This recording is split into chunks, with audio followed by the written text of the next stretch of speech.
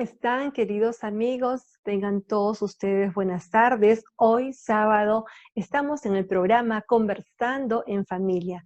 Es para mí un enorme privilegio poder dirigirme a todos ustedes sábado a sábado con diferentes profesionales, especialistas, cada uno en su campo.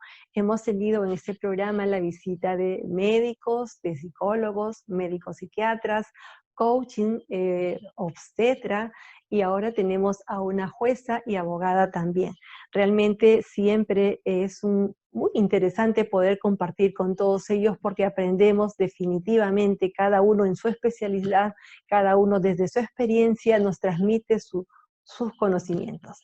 Y de eso se trata, aprender siempre en la vida para ser mejores personas, mejores padres, mejores ciudadanos en general.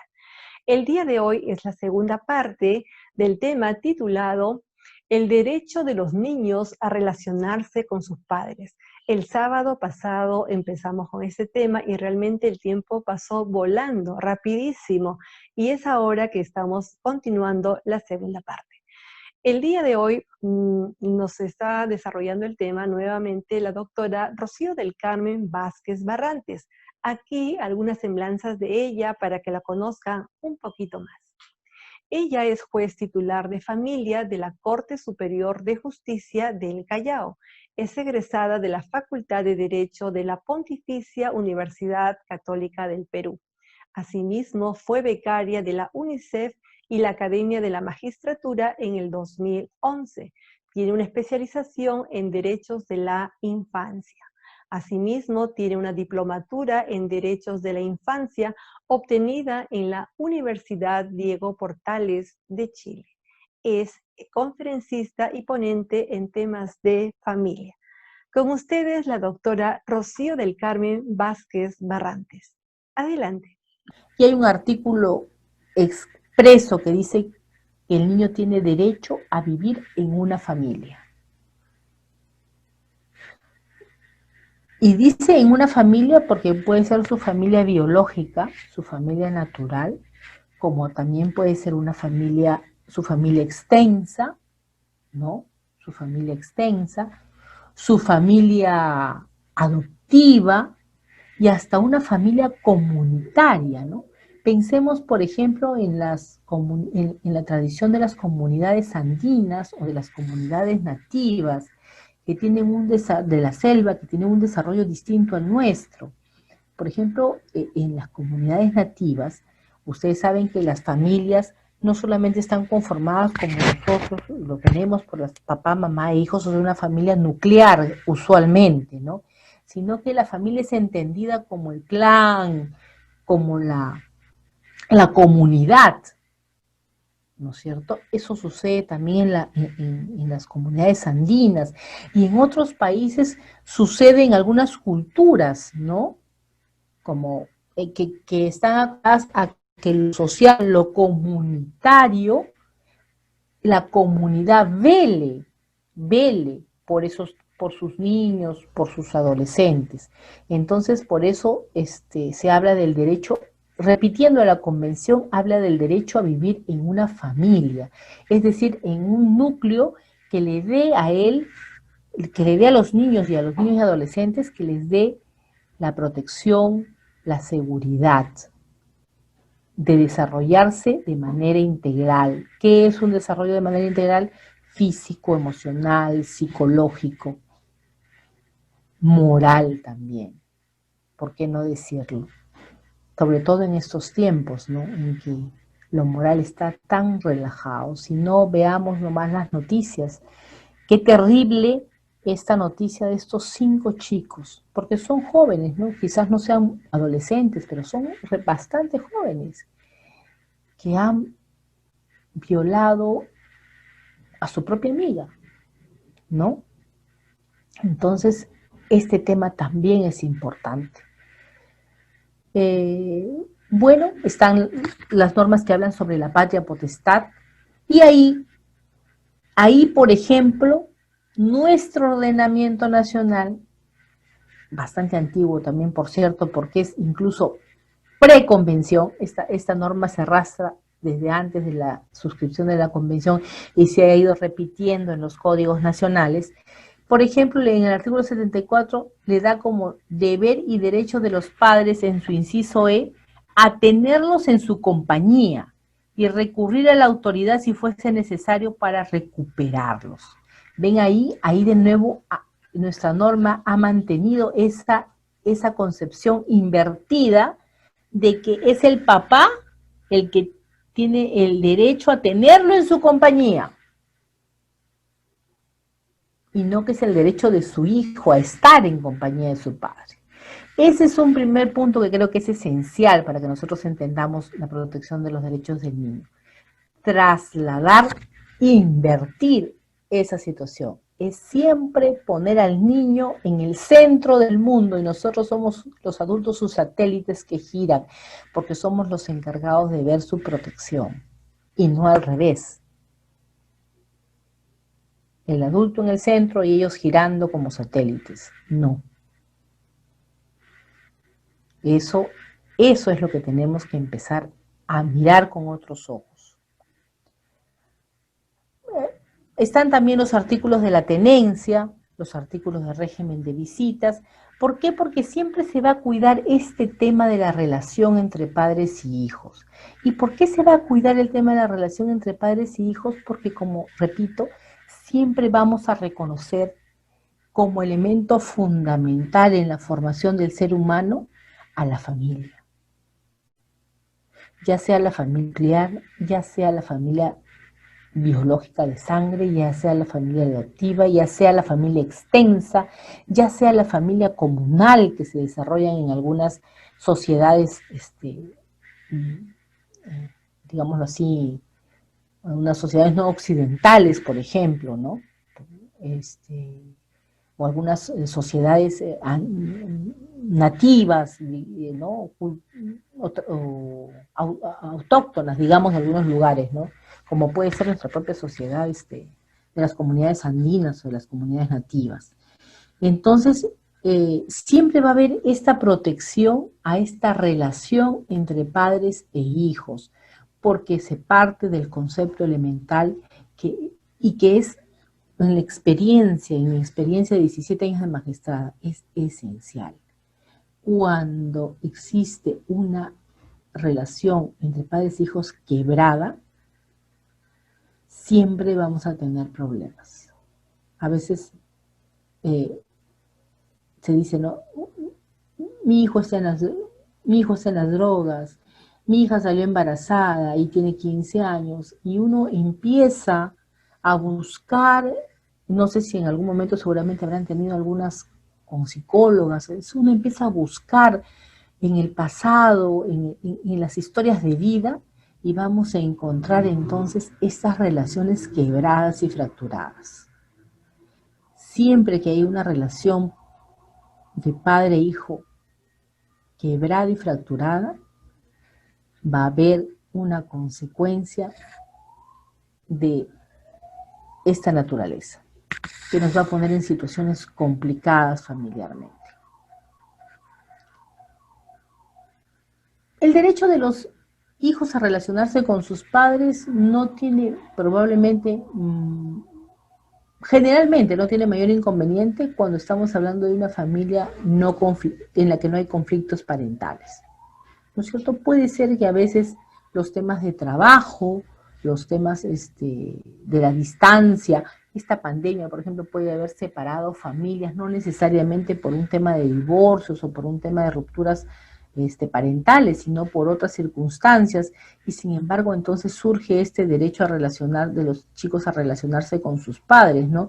Pensemos, por ejemplo, en los hijos que pudieron haberse venido de vacaciones durante las vacaciones del colegio. Antes de entrar, los mandaron de provincia a pasar unos días con los tíos por acá o con los abuelos y tuvieron que quedarse, ¿no? ¿Cómo hacemos en esos casos? También hay un derecho a relacionarse con los padres, y ahí a lo mejor sale del ámbito puramente de lo individual y de lo familiar y se entra un poco más en el Estado, porque el Estado ha dado determinadas reglas y ha asumido determinadas disposiciones, ¿no? que creo que en mi concepto no han contemplado este punto, y no han contemplado las disposiciones del Estado, me parece, y lo vamos a ver más adelante, no han contemplado este punto de este derecho de los chicos de relacionarse con sus padres. Pero generalmente este tema está vinculado a los temas de conflicto parental. Cuando hay un conflicto, crisis de pareja, generalmente hay sentimientos de frustración, tristeza, ira, y entonces el sistema legal está para responder y para resolver estos problemas que surgen, ¿no? Le decía también en una conversación fuera con Claudita, y como lo converso con algunas personas, cuando una relación entre los padres, alguno de ellos, si no ambos, aunque sea uno, es disfuncional o tiene una relación disfuncional, entonces siempre van a terminar en un juzgado. Porque si no lo fuera, no terminaran en un juzgado. ¿Cómo podríamos pretender que una extraña, por ejemplo, resuelva mis problemas tan personales? Problemas que deberíamos ser capaces de resolverlos nosotros y dar la respuesta a nosotros mismos. Entonces siempre parte porque hay una disfuncionalidad emocional en alguna de las partes que obliga a que se recurra al sistema legal para poder subsanar aquello que debería ser subsanado de por sí por los miembros de la familia, ¿no es cierto? Entonces este tema del respeto a los derechos de cada uno de los miembros y en particular a los niños es lo que permite la intervención del Estado en el ámbito de la vida privada, ¿no? ¿Para qué? Más que nada para la protección de los derechos de los hijos menores de edad dentro de la crisis parental. Porque ellos son ajenos a la ruptura familiar, como dijimos hace un momento, ¿no? Entonces la idea es visibilizarlos a ellos. Aquí hay un punto que a lo mejor nos sirve como un tema de conocimiento, que es el síndrome lo que llamamos el síndrome de la alienación parental, y que es en lo que generalmente muchas veces se incurre, no solamente cuando los padres se están divorciando, sino a veces incluso entre el propio establecimiento de las relaciones entre los miembros de la familia, ¿no es cierto? El psiquiatra Richard Gardner, que es quien creó este concepto, lo ha definido como el conjunto de acciones de uno de los padres sobre el hijo, orientado a que el hijo pierda afecto y respeto hacia el otro padre sin justificación. Entonces, eso es lo que se llama alienación parental. Cuando un padre pretende crear ciertas condiciones para que el hijo encuentre un conflicto de relación con el otro padre. Una muy buena psicóloga jurídica, Asunción Tejedor Huerta, española ella, ha establecido desde la experiencia práctica de los juzgados 3 niveles: leve, moderado y agudo. ¿Cuál es el leve? Es el que surge del rompimiento de una relación o de un conflicto parental, es el que surge a veces, como decir, natural, ¿no? Siempre va a surgir ese pequeño tema hasta que la pareja se pueda encauzar, el pequeño tema de hablar, de emitir alguna opinión, por ejemplo, sobre el otro padre, desmereciéndolo, desvirtuándolo, pero sin la intencionalidad, como decir, incluso sin negligentemente, ¿no? O sea, la conflictiva parental puede ser de tal forma que entonces se expresan determinadas palabras o ejercen determinadas acciones que de alguna forma hacen que el niño o el niño y el adolescente tenga del otro padre algún punto en conflicto o alguna visión negativa de él, pero no es una cosa prefijada, no es algo que sea voluntario, no es algo dirigido. El moderado sí es aquel en el que el padre de alguna forma está utiliza mecanismos, técnicas para desacreditar al otro padre, ¿no? Con la finalidad, en este conflicto, los hijos forman también como una especie de árbitros mediadores para absolver muchas veces culpas, ¿no? Y a ver quién es el mejor papá o la mejor mamá. Entonces, ahí, de alguna forma, hay un cierto grado mayor, y ya el agudo es aquel en el que pues el padre ya dirige su comportamiento, su accionar, a generar en el hijo un odio, un resentimiento contra el otro padre, ¿no? niño o el adolescente tome partido por alguno de ellos, pero ese tomar partido implica rechazar definitivamente al otro. Eso es lo que conocemos con el síndrome de alienación parental y, como digo, a veces estos temas no necesitan a veces un tema de una situación de divorcio o una situación de separación. A veces se dan en niveles muy leves dentro de la misma dinámica de la propia familia, porque la familia, como toda institución, también tiene sus formas de organizarse, y a veces también los conflictos de poder, o de poder, como se diría, de poder, dentro de establecer poder, roles, autoridades, dentro de la propia familia como organización, aunque sea mínima, generan este tipo de situaciones, ¿no? Consecuencias y efectos de la vulneración del derecho a relacionarse con sus padres. Una cosa, un tema importante que me parece mencionarles como para el conocimiento, pero que es para ir viendo cómo se va desarrollando y cómo se ha ido desarrollando el tema de los derechos de los niños, es que, por ejemplo, en la jurisprudencia europea, sobre todo la que proviene del Tribunal Europeo de Derechos Humanos, ha puesto de relieve la importancia del derecho a relacionarse con los padres, incluyéndolo como parte del derecho a la intimidad familiar, ¿eh? O sea, ya no lo deja solamente en el ámbito simple y sencillo de las relaciones parentales, sino que lo ha elevado al derecho de la intimidad familiar, y ha señalado como política de Estado que la obligación de los padres es la de suprimir los obstáculos que los distancian y que pueden a futuro dañar las relaciones. Esto lo ha asumido en los estados como políticas públicas, y ahí las sentencias que ustedes ven mencionadas ahí son sentencias de personas contra los estados, ¿no es cierto? Eslow versus Alemania, Hokkanen versus Finlandia y Hoffman versus Alemania. ¿Por qué? Porque los estados han intervenido directamente para obligar en la dinámica familiar a suprimir los obstáculos que atenten contra este derecho a relacionarse con sus padres, viéndolo como un derecho a la intimidad familiar. Es decir, ha ido más allá y ha dicho sí, las personas tienen derecho a su intimidad familiar, pero esta intimidad familiar, el Estado va a poder intervenir en esa intimidad familiar cuando los derechos de los niños o de los adolescentes que integran esta familia sean negativos y dañosos para ellos. Incluso en algunos estados europeos, el Estado puede, ante la conflictiva que no se puede acá, ante la conflictiva de los padres, y advertir que esa conflictiva está dañando el desarrollo integral de sus hijos, puede extraer a los hijos del entorno familiar, ¿no? Los extrae a los hijos del entorno familiar y los custodia y les busca otros temas temporales, familias de acogida, qué sé yo, tienen varias formas de poder verlo, hasta que los padres superen su conflicto personal y parental. Una vez que lo superan, entonces los niños son reintegrados al hogar familiar, y si no lo logran superar, entonces el Estado busca entregarles a estos niños o adolescentes ese reemplazo del entorno familiar, porque su entorno familiar natural es un entorno dañoso.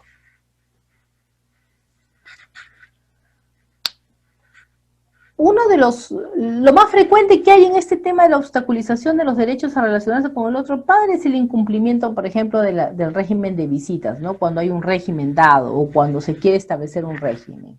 Cuando los padres están en un conflicto judicial, generalmente el problema es, ya, el juez establece un régimen, usted lo va a visitar sábado y domingo, y es que, no, es que ese día tiene el taller de danza, no puede. No, pero entonces no es de 5 a 6, sino de 7 a 8, no, ya muy tarde porque tiene que hacer tarea. Entonces siempre es una búsqueda de excusas, una búsqueda de justificaciones para no permitir finalmente que el otro padre pueda ejercer o que el niño pueda ejercer ese derecho a vincularse con su padre, ¿no? Y muchas veces incluso es que él no quiere, dice, ¿no? Él no quiere ir, no quiere saber nada con su padre. Eso se vincula al tema que hemos hablado justamente, el tema de la alienación parental. Entonces vamos distorsionando la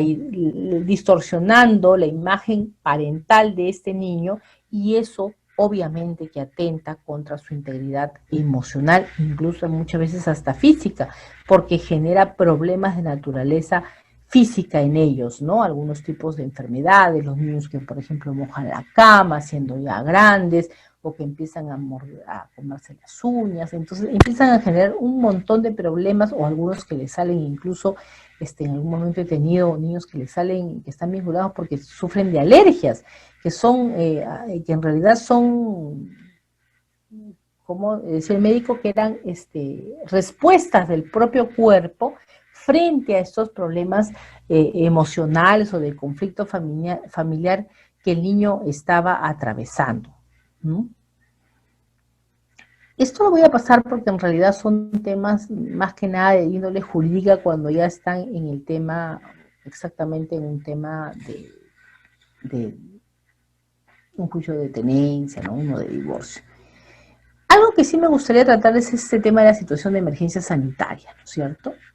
El Estado ha establecido reglas para las salidas de los niños menores de 14 años, porque son considerados dentro del grupo de vulnerabilidad. Sin embargo, me parece que cuando se han dado estas reglas, no se ha tenido en cuenta, por ejemplo, los niños que ya venían, o las familias y los niños que ya venían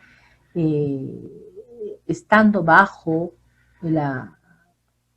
un régimen, por ejemplo, de visitas, ¿no? O no se ha dado en estos decretos, no ha habido reglas específicas para aquellos niños sujetos, por ejemplo, a un proceso judicial por régimen de visitas o por tenencias, ¿no? ¿Cómo se va a poder ejecutar esos regímenes, o cómo se va a poder viabilizar el derecho a relacionarse con sus padres de estos niños en estos momentos de pandemia? Cuando, por ejemplo, solamente pueden salir a 500 metros de distancia de su domicilio, cuando la salida es con una persona que resida con ellos, cuando los paseos son de 30 minutos, y cuando dice que está sujeta a la decisión parental. ¿Cómo está sujeta a la decisión parental si los padres están en conflicto? Entonces, estas reglas obviamente están dadas para niños que no tienen un conflicto en el ejercicio de su derecho a relacionarse con sus padres. El Estado no ha visto en este tema de la emergencia sanitaria reglas o normas específicas para este gran sector de niños que sí están sujetos a conflictos parentales y que están sujetos, por ejemplo, a temas de regímenes de visita o de tenencias judicializadas. Entonces, a eso se suma, por ejemplo, que hay distritos de alto riesgo, que le llamaban en ese momento, ¿no? Entonces, sí, que ahora siguen existiendo, me parece. Entonces, cuando ha finalizado el aislamiento social obligatorio, se ha mantenido la cuarentena focalizada, donde estos niños que forman parte del grupo de riesgo siguen estando en aislamiento social obligatorio. Entonces, ahí, por ejemplo, es un gran vacío, es un gran problema, porque el caso de este grupo de niños no está, obviamente, inmerso dentro de las reglas que ahora están dadas, ¿no? Y eso ha acarreado, por supuesto, miles de problemáticas a nivel judicial, de regímenes de visitas dispuestos con anterioridades a la emergencia sanitaria, el tema de la inejecutabilidad temporal de esos regímenes, porque, por ejemplo, eran que puedo salir conmigo, me lo recojo los fines de semana y lo llevo a mi casa. ¿Cómo lo llevo? ¿Cómo adecuo los protocolos? El papá, las mamás decían, no, pero que pase una prueba antes de llevárselo y cuando me lo trae otra prueba. Las pruebas son costosas, entonces, ¿cómo hacemos para guardar los protocolos de salud en familias que están bajo un régimen, por ejemplo, de visitas o una tenencia compartida? Eso es un tema que se ha estado viendo y tratando ya casi a nivel individualizado de los casos concretos, ¿no? Entonces, se han presentado pues muchas solicitudes de adecuación a la nueva convivencia social.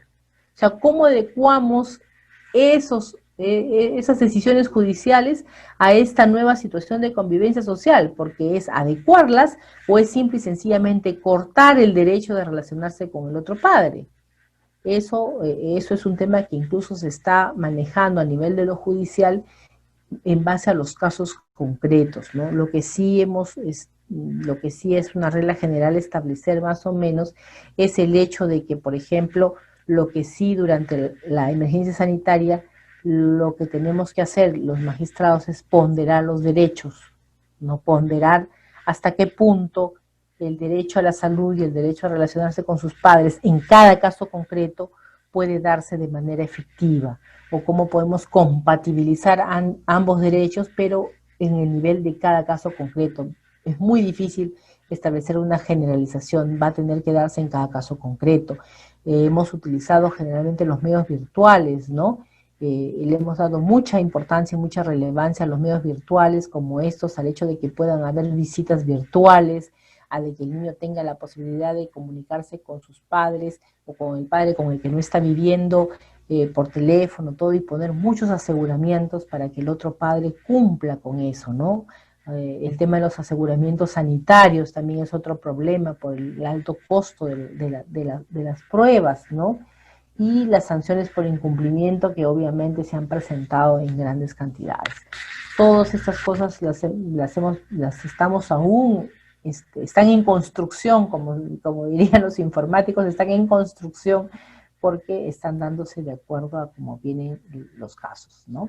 Entonces, bueno, esto más o menos era lo que yo les quería presentar en esta noche como motivo para a lo mejor conversar después con Claudita, y creo que estas dos citas bíblicas que son importantes al tema, ¿no?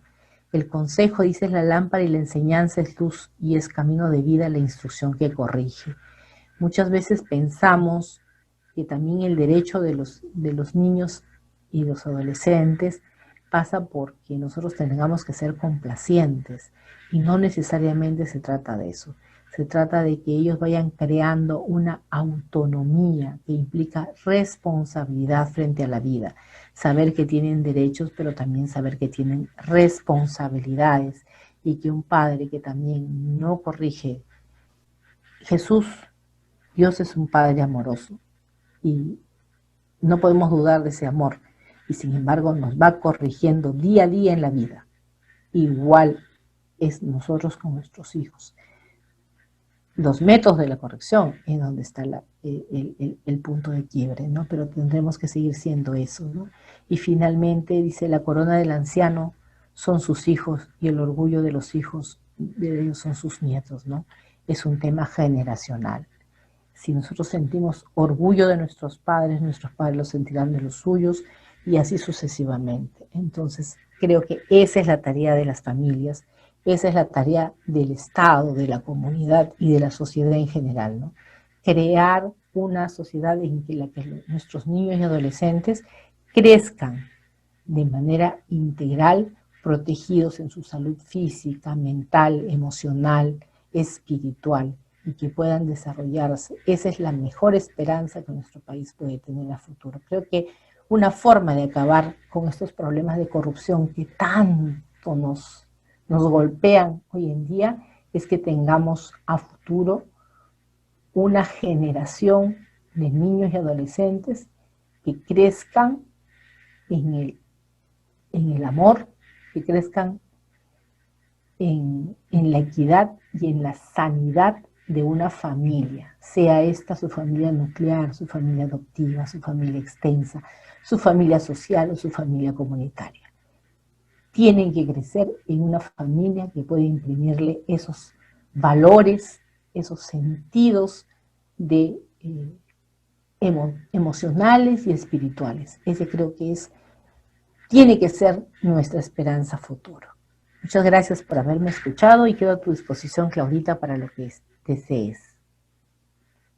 Muchísimas gracias, querida Rocío. Realmente la ponencia estuvo brillante, ha sido bastante didáctico, ilustrativo. Estamos seguros que la población va a aprender muchas cosas, o ya está aprendiendo gracias a ti el tema, y sobre todo la importancia, lo que me quedo con esa parte cuando dices, a veces piensa, o hay muchos padres que piensan que tienen derecho de ver a sus hijos, cuando es exactamente lo contrario. El niño tiene derecho de ver a sus padres, a su papá y a su mamá. Claro, definitivamente el decir, el enseñar es muy importante de los padres, pero también tiene que verse reflejado y ser coherente con los actos, ¿no? Porque vemos a veces algunos padres dicen, no fumes, bueno, cuando son adolescentes, no fumes, no tomes, y sin embargo son los primeros que están en grandes parrandas, grandes fanfarrias, y bueno, tomando hasta el límite, ¿no? O le dicen, no grites, y es el primero de gritar, o le dice al hijo, no hables lisura, y es el primero o primera en soltar palabrotas. Entonces tiene que haber una coherencia. El niño, cuando es más pequeño,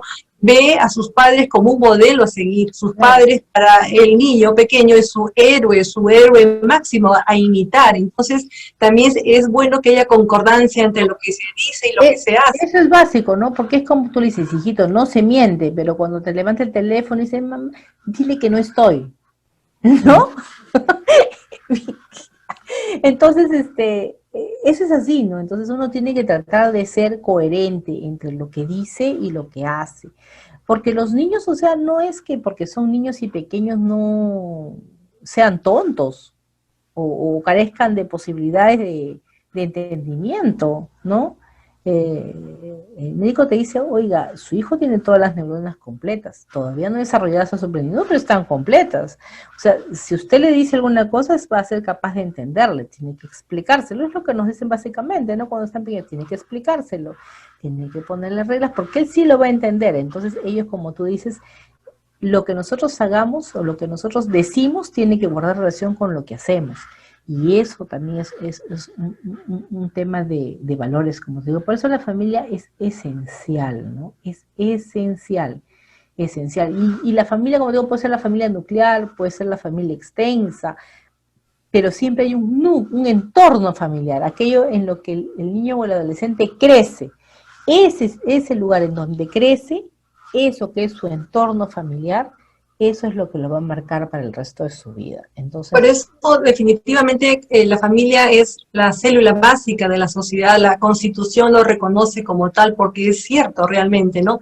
Y nuestro anhelo es cuánto nos gustaría que existan gobiernos con enfoque de familia, que hagan políticas públicas en favor del fortalecimiento de la familia, porque realmente ahí sucede una serie de situaciones. Actualmente nosotros estamos en crisis en el mundo, pero también hay crisis de familia. Desde hace buen tiempo a esta parte realmente se está desmoronando, parece que se está debilitando una institución tan antigua, tan importante, tan imprescindible para nosotros. Y una consulta, ilústranos un poco en términos sencillos para que la población pueda, digamos, captarlo de la mejor manera sobre la patria potestad. ¿En qué caso se pierde? ¿En qué caso se suspende? ¿Qué nos dirías al respecto? Ya. Mira, ve, la patria potestad tiene, ¿en qué caso se suspende? El artículo 75 del Código establece las causales, porque son taxativas. Fuera de esas causales, no hay posibilidad de suspender la patria potestad, ¿no? Y la suspensión de la patria potestad pasa necesariamente por un proceso judicial. El juez tiene que declarar la suspensión de la patria potestad. ¿En qué casos? Ya no existe la interdicción, ¿no? Pero antes era por interdicción del padre o la madre originada en causas de naturaleza civil. Quiere decir, por ejemplo, ahora ya no hay interdicción, ya ha desaparecido, pero aquel padre o madre que, por ejemplo, requiera lo que se llama ahora un apoyo y salvaguarda, es decir, de que por sí mismo no puede ejercer el cuidado de su propia persona. Ejemplo, un padre que esté en estado de coma, papá o una mamá que esté en estado de coma, que tenga un infarto cerebral, que por alguna razón física no pueda determinarse por ella misma o por él mismo, ¿no? Ya sea física o mental. Esa es una razón para suspender la patria potestad. Por ejemplo, puede suspenderse por el hecho de que es un alcohólico. Los alcohólicos, por ejemplo, los ludópatas, sí ahora pueden ser todavía pueden ser interdictados, o un drogadicto, pueden ser interdictados. Digamos que los interdictan por esa razón, entonces quedan suspendidos en sus derechos civiles. Como están suspendidos en sus derechos civiles, uno de esos derechos civiles es ejercer la patria potestad, no la pueden ejercer. Por ausencia judicialmente declarada del padre o la madre. ¿Ausencia judicial cuál es? El juez también puede declarar la ausencia de una persona, puede declarar la muerte presunta o la ausencia. Por cierto que la ausencia, una persona que desapareció, pongámonos un ejemplo, se produce una catástrofe, hay un terremoto, un gran terremoto, hay gente que no se encuentra. No sabes porque nunca encontraron el cadáver, no sabes si murió o no, lo declaras ausente judicialmente. Ese declarado ausente judicialmente tampoco puede ejercer la patria potestad. Si aparece de un momento a otro, está suspendido en su patria potestad. Dice, por darle órdenes, consejos o ejemplos que lo corrompan. Eso también tiene que ser declarado judicialmente. Habría que ver qué cosa es darle órdenes, consejos o ejemplos que los corrompan. Tienen que ser pues cosas graves, ¿no? Por permitirles la vagancia o dedicarlos a la mendicidad. Aquellos que usan, por ejemplo, estas personas que salen con sus hijos y los hacen mendigar, que los ponen no a trabajar, sino a mendigar, a pedir, por ejemplo, que ellos están sentados, has visto que hay en muchos sitios, creo que incluso a veces aquí, bajando en la Molina del Cerro de Ferrero, hay a veces mujeres que están sentadas, ellas, tú las ves sentadas a un adulto en un parquecito, en un jardincito, y están vigilando que 3 o 4 niños estén pidiendo o estén vendiendo cosas, ¿no? Que es muy diferente, por ejemplo, de los niños que, bueno, pueden estar ayudando a sus padres en alguna actividad laboral, no lo sé, pero esos que están sentados y están usando a los niños para obtener dinero. Por maltratarlo física o mentalmente, también tiene que ser declarado. Pasan un proceso que se llama un proceso tutelar, que es para establecer si el padre o la madre en realidad en efecto ha incurrido alguna acción de maltrato infantil. Y si es así declarado judicialmente en un proceso que ahora es un proceso de desprotección familiar, se llama. Lo que pasa es que los nombres han cambiado bastante en muchas cosas. Se llama proceso de desprotección familiar. Si en un proceso de desprotección familiar el padre es encontrado responsable de un maltrato a sus hijos, el mismo proceso de desprotección familiar va a declarar la suspensión de la patria potestad. Por negarse a prestarle alimentos. Si un padre es demandado judicialmente, no pasa alimentos, independientemente de que lo puedas obligar a pasar alimentos, el hecho de no pasar los alimentos, el no haber cumplido con su obligación alimentaria, también es una causal de suspensión de la patria potestad. Suspensión, no extinción, suspensión. Por separación o divorcio de los padres, por la invalidez del matrimonio. La sentencia de divorcio o la de invalidez del matrimonio podría contener una disposición de suspensión. Eso va a depender del caso concreto, ¿no? Y en todo caso, también eso hay que diferenciarlo. Cuando uno habla de suspensión de patria potestad, implica que si la causal deja de existir, digamos, este toxicómano al que le suspendieron la patria potestad porque es un drogadicto, de pronto hace un tratamiento, supera su problema, ¿puede recuperar la patria potestad? Sí la puede recuperar, ¿no es cierto? Este señor que fue declarado maltratador en un proceso de protección judicial, pero está suspendido nada más en su patria potestad, de pronto lleva terapias, de pronto demuestra y judicialmente invoca nuevamente la recuperación de su patria potestad, ¿puede recuperarla? Sí puede recuperarla. El artículo 77 sí establece las causales de extinción o pérdida de la patria potestad.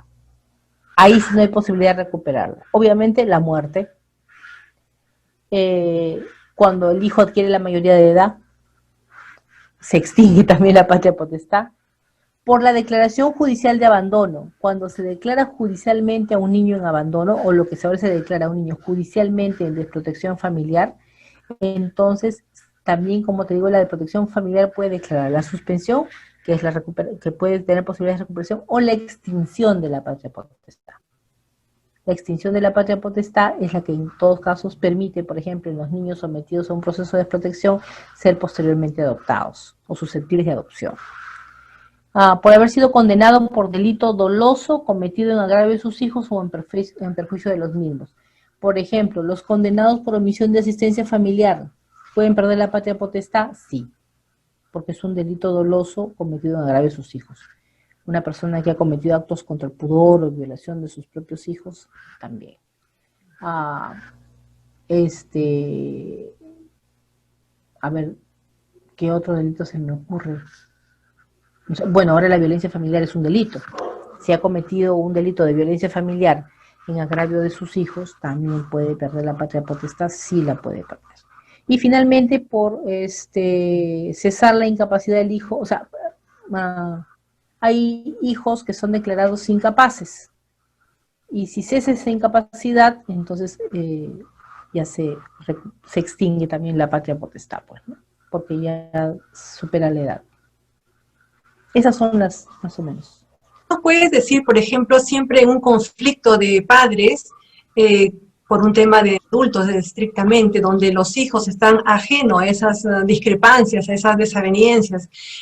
A veces sucede con cierta frecuencia que uno de los progenitores, bien el papá o la mamá, digamos, si hay una separación inminente o real, efectiva, entonces un poco usa al hijo como trofeo de guerra, ¿no? Impide verlo, restringe verlo, y es más, habla mal del padre, ¿no? Entonces, no se da cuenta que está mellando la parte emocional, está mellando el sentimiento, está afectando directamente a la persona. ¿Cuál sería tu exhortación para esas personas que tienen esas conductas? Mira, ve. Eso es lo que justamente es lo que se llama el síndrome de la alienación parental. Cuando el padre, cuando el padre que se encuentra en un conflicto parental empieza a utilizar técnicas o acciones con la finalidad de desmerecer al otro padre. Entonces, eso le puede costar al padre la tenencia del hijo. Puede disponer el juez, si es que está en un proceso judicial, puede ocasionar que la tenencia íntegra se la den al otro padre, ¿no es cierto? Aun cuando inicialmente, digamos, la tenencia usualmente la tiene la madre, judicialmente declarada. El otro padre puede alegar una variación de tenencia por un síndrome de alienación parental. Entonces, ahí lo que tendría que acreditarse es que en efecto esta madre está usando mecanismos para desprestigiar al otro padre y generar este desapego del hijo con el padre. Pero al margen de esto, yo creo que eso es fatal, fatal en la experiencia de lo que yo te veo. En el juzgado no solamente vemos los temas civiles, vemos también los temas de adolescentes infractores. Bueno, en el Callao podría decirse, no, doctora, lo que pasa es que usted, bueno, pues está en un lugar donde la delincuencia es alta y esto es un tema ya cultural, social, ¿no? Pero lo cierto es que yo diría que hasta el 90% de los chicos que están en conflicto con la ley penal, los adolescentes infractores, son chicos que han tenido problemas familiares. Abandono del padre o de la madre, abandono no solamente material, abandono moral, maltrato psicológico, maltrato físico extremo. En otras, como tú dices, la indiferencia, que la indiferencia es tan fatal como si lo castigaras o lo torturaras, de la misma forma, ¿no? Entonces, todas esas cosas hacen que los hijos se dañen. Cuando tú dices, ay, pero mi hijo cayó en las drogas, ay, pero mi hija, como le digo, salió embarazada muy jovencita. Si uno ve en las historias familiares, va a ver qué es eso. Si tú desacreditas al otro padre, entonces lo único que vas a tener es eliminar una figura, y la figura tanto materna como paterna es importante. los niños y los adolescentes tienen que tener una figura paterna y materna coherente, una figura paterna y materna que no tiene nada que ver con que viva junto o viva separado, sino una imagen paterna. Como yo les digo a los papás, ¿no? ¿Usted qué cosa quiere? Tener una hija, cuando son niñas, ¿qué? Que su hija salga a los 15, se vaya de su casa con el primer individuo que pase, porque vive en una situación tan conflictiva, ¿no es cierto?, que simplemente quiere salir, o que se refugie en las drogas, o tantas cosas, le digo. Eso es de ustedes. Lo que pasa es que, como tú dices, los convierten en un trofeo de guerra. Los padres a veces no sanan sus heridas personales, entonces se hace, lo que no pueden hacerse ellos directamente, como yo les digo a hombres y mujeres, somos los seres humanos a veces tan cobardes, le digo, son tan cobardes, que lo que no pueden decirse usted directamente a la cara, como usted no quiere decirle a la cara todo lo miserable que ha sido él o todo lo miserable que ha sido ella para usted lo quiere hacer a través de su hijo, ¿no? O sea, lo usa como correo sin estampilla y se combate, se hacen daño, se procuran hacer daño, pero no tienen el valor de enfrentarse entre ellos mismos, sino lo hacen a través de los hijos, ¿no? Sin darse cuenta que el mayor daño se lo hacen a estos niños, ¿no? Que de pronto van a ser los adultos y van a ser los que se van a ocupar de ellos cuando estén ancianos, y ahí vamos a ver cómo la moneda y la tortilla se da vuelta y ellos recién van a entender lo que han hecho con sus hijos, ¿no? Entonces, eso sí es definitivo. Un padre o una madre no puede destruir la figura del otro. Ese es el peor error. El peor error que puede haber. No hay que ser, y supongo que los psicólogos lo explicarán mejor. Yo te puedo hablar solamente desde la experiencia personal de los miles de casos que veo. No hay peor error que ese. No hay peor error que el desacreditar al otro padre, o de trasladarlo, porque creas una serie de conflictos que después se repiten y se reproducen al momento en que los hijos forman sus respectivas familias y sus respectivos hogares. Y volvemos a un círculo vicioso del que no se sale nunca. Una consulta, el hecho de considerar niños sujetos y no objetos de derecho, ¿siempre ha sido así o ha evolucionado en el tiempo? Obviamente que ha evolucionado en el tiempo. Históricamente, los niños, si nos remontamos, por ejemplo, a la época de Roma y Grecia, los niños cuando nacían defectuosos los eliminabas. Y los niños no eran ciudadanos, ¿no? No eran considerados ciudadanos, eran absolutamente un objeto. Tal cual que los podían vender, los podían regalar, los podían intercambiar, ¿no es cierto?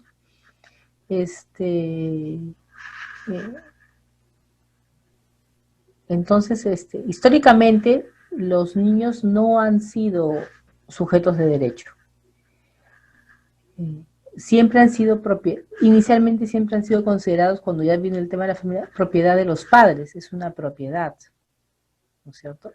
Por eso es que, por ejemplo, en algunas culturas, el padre puede casar a la hija, ¿no es cierto?, darle en matrimonio y casarla todavía siendo niña, o comprometerla, ¿no es cierto? Las culturas musulmanas creo que la comprometen, y las comprometen, ¿por qué? Porque esa es la idea.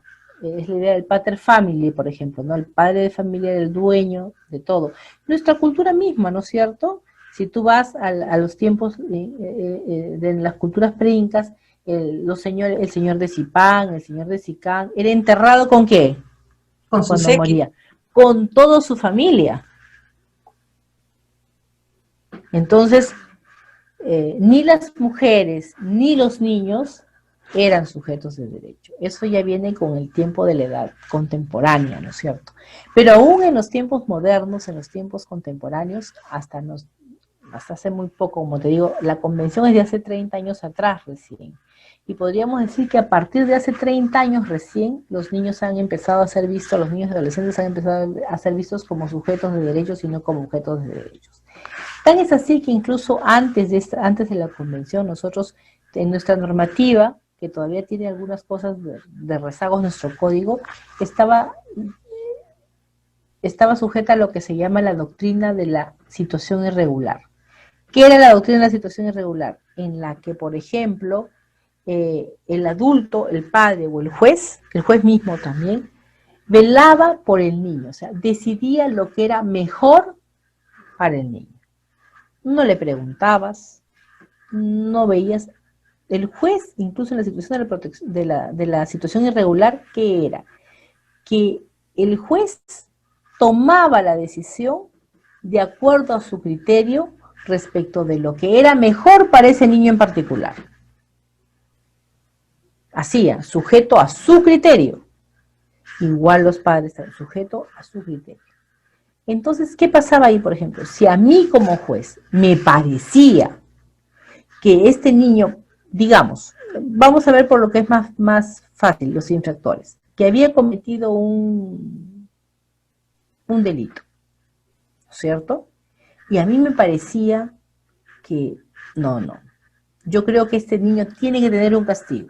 Y se me ocurría, ¿no es cierto? Se me ocurría que tenía que tener un castigo, entonces yo decía, no, yo pienso que él debe de tener un castigo, y lo voy a castigar. ¿Qué es? Lo voy a mandar a Maranga o le voy a imponer determinadas restricciones.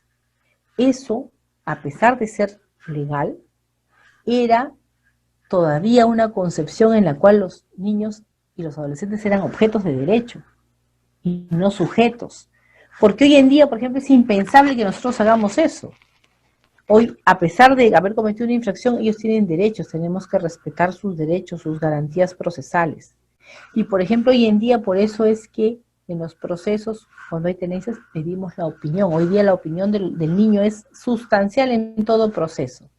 Entonces, hoy día ellos tienen derechos, entonces son vistos como que justamente como sujetos de derecho y tienen una doble protección. La protección que se le da a todo ser humano, más la de ellos que tienen protecciones adicionales por su condición de vulnerabilidad.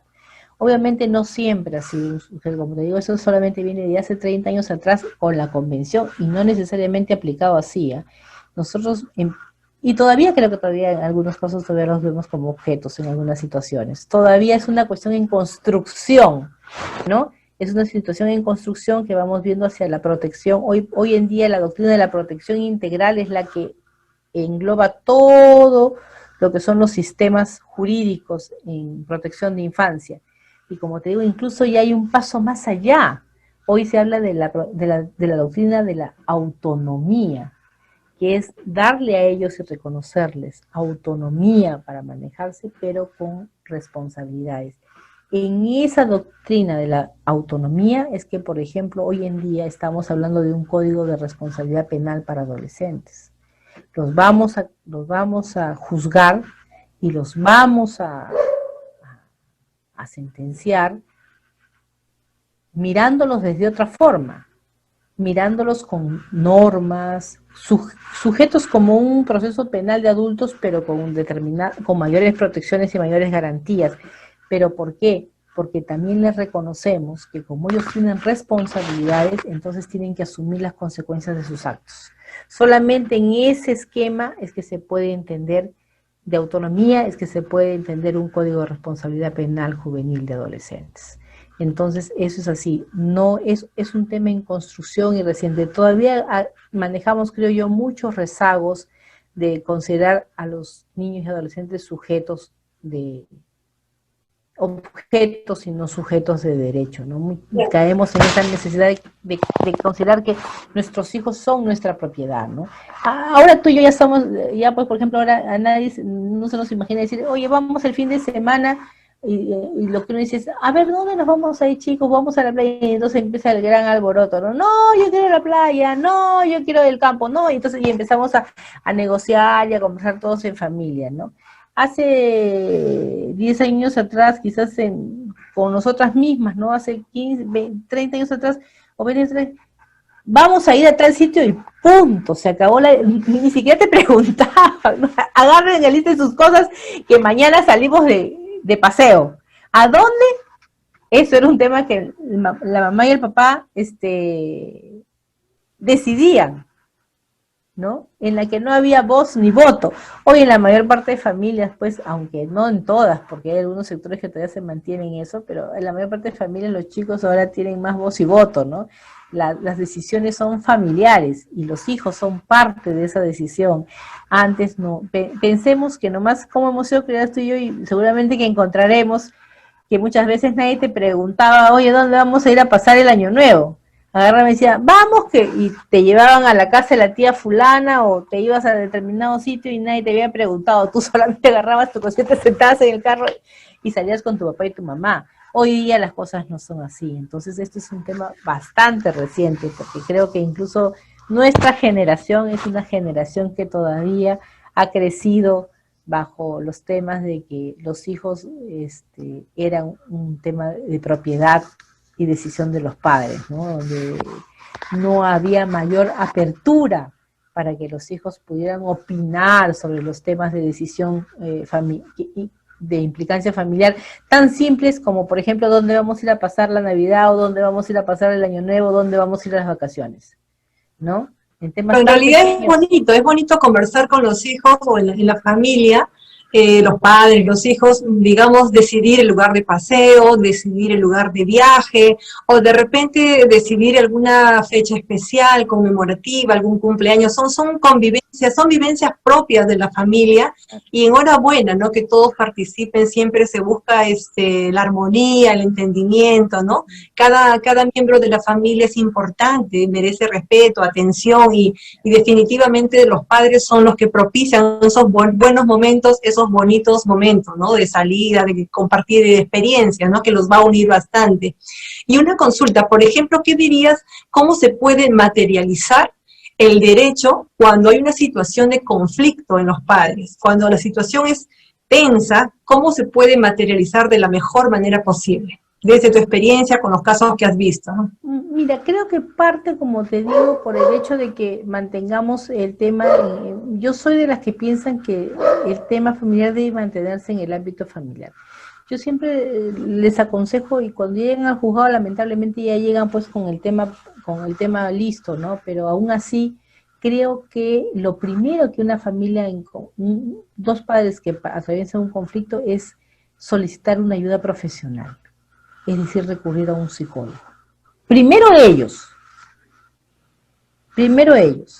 para que puedan saber cómo van a afrontar frente a sus hijos el problema de la separación, o el problema de la ruptura, o el problema del conflicto familiar. Incluso digamos que no sea un conflicto que acabe en ruptura. Cuando hay un conflicto entre los padres, creo que el primer elemento que debe ser es buscar una ayuda profesional. Y buscar una ayuda profesional, ¿de qué se trata? De acudir a un psicólogo, de ver las formas, cómo nosotros afrontamos nuestra crisis matrimonial de la mejor forma posible para no dañar a nuestros hijos. Yo creo que esa es la forma más responsable que hay, ¿no? Claro, y existen también consejerías familiares, hay muchas personas que se dedican a ello precisamente. A veces parece mentira que por cosas domésticas o de repente de temperamento, mala reacción, una palabra hiriente, puede carcomer a tal punto de derivar o terminar en un conflicto grande, con una cosa pequeña, de repente hasta insignificante, dependiendo del caso, ¿no?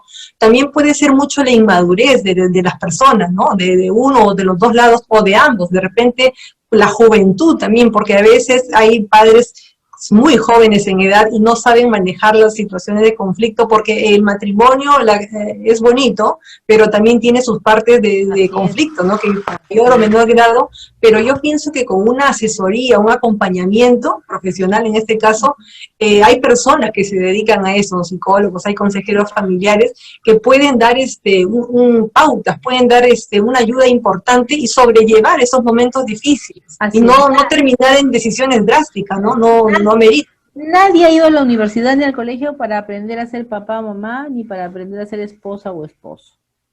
Nadie de nosotros hemos ido, aprendemos en el camino. Entonces yo creo que mi mayor consejo sería ese, ¿no?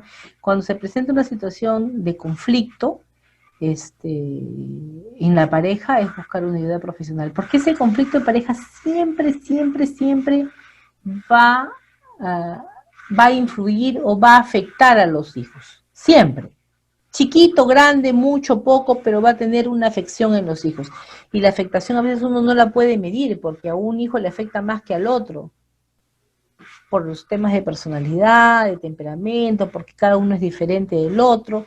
Entonces, nunca se sabe cómo le va a afectar esos problemas de los padres a cada uno de los hijos, los puede afectar de manera diferente, porque cada uno tiene capacidad diferente de reaccionar también, unos tienen más capacidad de resiliencia, otros menos, o sea, cada persona es distinta, entonces la afectación también es diferente. Yo creo que eso es básico, ¿no? Saber de que si hay un conflicto o un problema o una crisis, ni siquiera que fuera un problema, una crisis pequeña, grande, mediana, lo principal es buscar una ayuda profesional, una consejería, un psicólogo, lo que tú quieras, pero buscar la ayuda en alguien, claro, no en la, como yo les digo a las señoras, no en la mamá, no en la vecina del costado, ni en la prima de la esquina, porque a lo mejor está igual o peor que una, ¿no? Y al señor también le digo, no, pues en el amigo de la pichanga, del fulbito, porque está igual que usted o peor, le digo, ¿no? Entonces, no, eso no es ayuda de ir a buscar a quien me aconseja cualquier cosa, sino realmente una persona que me pueda ayudar y me dé herramientas para superar mi crisis y sobre todo para que la crisis de la pareja no afecte a los hijos de una manera tan grave. ¿La va a afectar? Probablemente que sí, porque incluso, ¿no? A veces nosotros no nos damos cuenta, pero a veces cuando uno discute, suele discutir y la discusión se escucha en toda la casa. Y tus hijos están en el cuarto, están en algún sitio, o sea, y a veces es así, ¿no? Y entonces uno va aprendiendo en el camino que hay que tener la prudencia de saber hasta incluso cuándo discutir, ¿no? En qué momento discutir. Cuando no esté, o bien encerrados, ¿no? De alguna forma, para que no lo perciban, porque finalmente es un problema, como decía yo, entre padres, es un problema entre marido y mujer, en el que ellos no tienen parte ni arte. Entonces, ¿por qué hacerlos partícipes de ese conflicto? Y sobre todo cuando ellos ni son parte ni van a poder solucionarlo, solamente les generamos estrés, les generamos problemas, les generamos afectación que después repercute en ellos, en los estudios, en su comportamiento, en miles de cosas. Entonces, yo creo que eso es esencial. El mayor consejo es, cuando hay un problema de crisis, busque una ayuda profesional, de alguien que lo pueda ayudar realmente, ¿no es cierto? De alguien que pueda aconsejarlo desde la sabiduría. Si eres, por ejemplo, supongo yo que si eres católica, si eres cristiana, a lo mejor hasta tu consejero espiritual te puede, pues, ayudar, ¿no? El sacerdote, tu pastor, o sea, alguien que, pero con conocimiento de causa, que te pueda ayudar a superar el problema, ¿no? Ir a una terapia. Ahora en día las terapias son hasta, las dan en las postas médicas, o sea, ya no es ni siquiera que tengo que gastar en el psicólogo, que tengo que tener mucho dinero, no, porque las terapias las dan en las postas médicas, en las parroquias, en las demunas, en las municipalidades. Entonces lo que tenemos es que aprender, ¿no? Aprender y a ir en el momento, así como tenemos la mala costumbre de ir al médico cuando ya estamos en la última, o cuando ya el dolor es agudo, no hacemos, lo que pasa es que tampoco no hacemos salud familiar preventiva, que creo que es un tema que debería tratarse, ¿no? Y ahí sí el Estado debe tener una política pública de salud familiar preventiva, por ejemplo, como no la tiene tampoco de salud mental preventiva. Entonces, ¿qué pasa? Que estamos acostumbrados a ir al médico cuando ya estamos mal, o sea, cuando ya el dolor es intenso, cuando ya muy poco se hace un chequeo cada año, ¿no? Al principio y te ves todo y vas viendo cómo vas, no. Entonces, igual es el tema emocional. Igual es el tema de la familia, ¿no? O sea, no hay una cosa preventiva en la familia.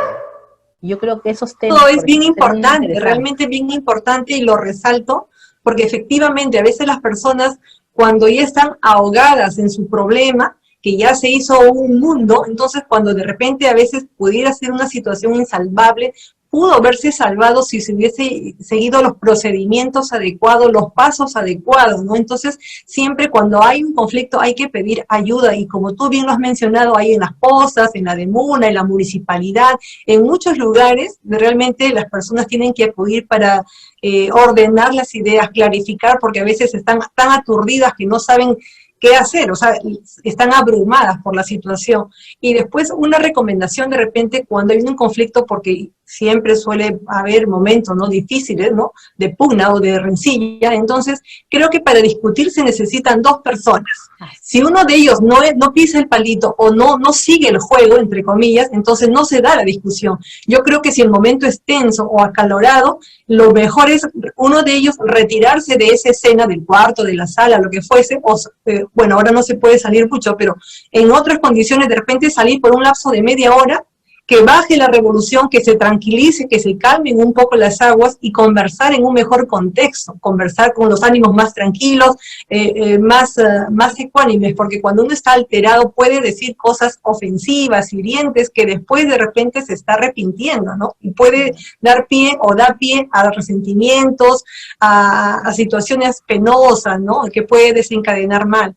Realmente muchísimas gracias, querida Rocío, ha sido muy ameno la conversación, bastante ilustrativo, nos has ayudado muchísimo, las personas quienes nos van a escuchar realmente van a ser muy provechoso.